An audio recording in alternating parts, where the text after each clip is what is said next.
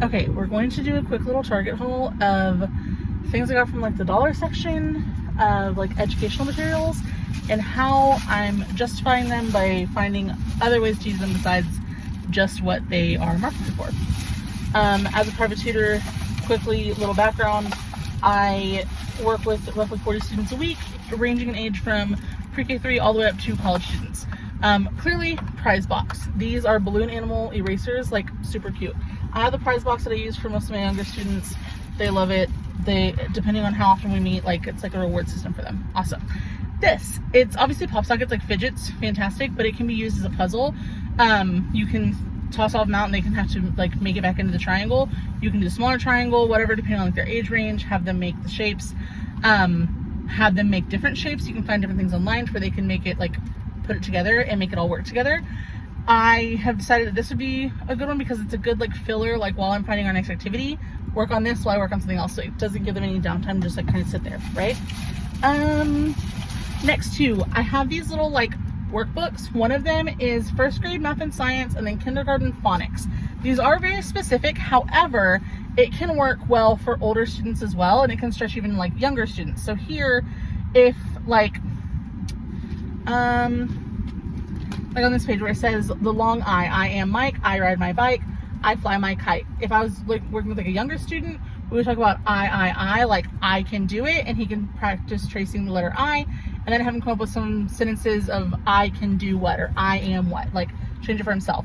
But for older students, we can practice, we can use some of these things to like have him practice some of the things, maybe if the student has dyslexia, something like that, and then think of like a sentence that goes beyond that, write a full sentence that has that word in it, something like that. So this could stretch both older and younger.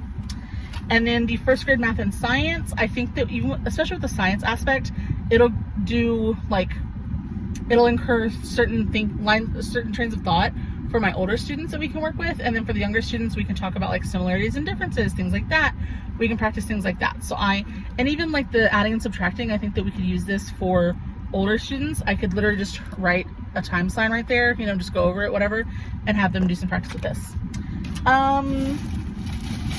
This one, I'm a little bummed out because I wanted the one that was multiplication facts where you would do like 4 times 3 would be 12.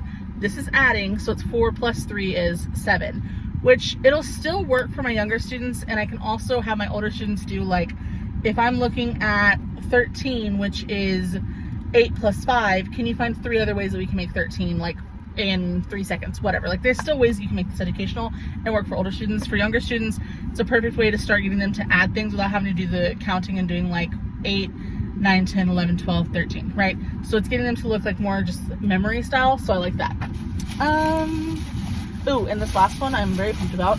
This one, spelling bee bingo, or never mind, it's spelling bee game. But it gives you a card. The card has a number on it, so this is clearly a star. It has the number 4. It covers up the fact that it says star, like they actually say the word at the bottom.